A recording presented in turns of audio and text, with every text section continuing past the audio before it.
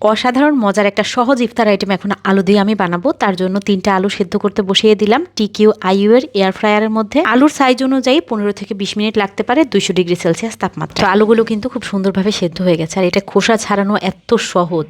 এই আলুটা থেকে একটা পোড়া পোড়া স্মোকি ফ্লেভার আসে, এটা অন্য কোনোভাবে আলু সেদ্ধ করলে আর পাওয়া যায় না। এই ঘ্রাণটার কারণে এই আলুটা দিয়ে যে কোনো কিছু বানালে বেশি মজা লাগে খেতে। এটার মধ্যে কোনো ধরনের পানসে ভাব থাকে না, আর এত সফট ভাবে সেদ্ধ হয়েছে ধরতেই খুব সহজেই চটকে ফেলা যায়। তো এই আলুটা চটকে নিয়ে এর মধ্যে কিছু ধনেপাতা কুচি, পেঁয়াজ কুচি আর 2 চা চামচের মতো চাট মশলা নিয়ে নিচ্ছি। চাট মশলা না থাকলে একটু ভাজা জিরার গুঁড়া আর গরম মশলার গুঁড়া, এর সাথে আধা চা চামচ গোলমরিচের গুঁড়া, কাঁচামরিচ মিহি কুচি করে দিতে পারলে ভালো। আর এখানে আমি সেদ্ধ করা কিছু চিকেন দিয়ে স্বাদ মতো লবণ দিয়েছি। এখানে সেদ্ধ করা চিকেন বা রান্না করা মুরগির মাংস, গরুর মাংস, খাসির মাংস যে কোনো মাংস থাকলে একটু ছিঁড়ে আলুর সাথে মিক্স করে নিলে দারুণ একটা পুর হয়ে যায়। এটা দিয়ে অনেক ধরনের ভাজা পোড়া আইটেম বানানো যায়। ময়দা, লবণ আর সামান্য তেল দিয়ে ডো করা একটা পরোটার মধ্যে আমি এই মিশ্রণটাকে বিছিয়ে দিয়ে দিলাম।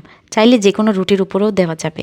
এর উপরে একটু চিজ দিয়ে দিয়েছি, তারপরে চ্যাপটা করে ফোল্ড করে নিলাম। এগুলোকে এখন ছুরি দিয়ে আমি কেটে নিচ্ছি সমুচার সাইজ করে। এগুলো যে কোনো কাটিং করে কাটলেই হবে, আর সাইডগুলো খোলা থাকলেও কোনো অসুবিধা নেই। তারপর আমি একটু সিল করে দিলাম, দেখতে যেন সুন্দর দেখায় এই জন্য। আবারও এয়ার ফ্রায়ারে 200 ডিগ্রিতে দিয়ে দিলাম 15 মিনিটের জন্য। 15 মিনিটে এই সমুচাগুলো একদম তেল ছাড়া ভাজা হয়ে যাবে।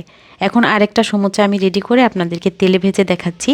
2টা সমুচাই কিন্তু কারো চেয়ে কোনোটা কম হবে না খেতে। যারা তেলে ভাজা খাবার অ্যাভয়েড করতে চান তারা স্ক্রিনে যে পেজটা দেখতে পাচ্ছেন এই পেজ থেকে TQIU এর দারুণ এয়ার ফ্রায়ারটা অর্ডার করে ফেলতে পারেন। তাহলে এরকম তেলে ডুবিয়ে আর ভাজা পোড়া করে খেতে হবে না। এয়ার ফ্রায়ারে দিলেই তেল ছাড়া মচমচা যে কোনো ফ্রাই করে নিতে পারবেন। 10 মিনিটের মধ্যে কিন্তু আমার সমুচাগুলো একদম মচমচে করে ভাজা হয়ে গেছে। আর এয়ার ফ্রায়ারটা বাইরে থেকে দেখা যায়, এজন্য বোঝা যায় যে ভাজাটা কোন লেভেলে আছে। এই যে আমি চামচ দিয়ে সাউন্ড করছি, জানি না সাউন্ডটা স্পষ্ট শোনা যাচ্ছে কিনা। এটা শুনে কিন্তু বোঝা যাচ্ছে এটা খুবই মচমচা হয়েছে, আর এটা খেতেও ভালো হয়েছে। আমি অল্প কয়েকটা সমুচা তেলে ভেজে দেখলাম যে 2টার মধ্যে পার্থক্য আসলে কেমন।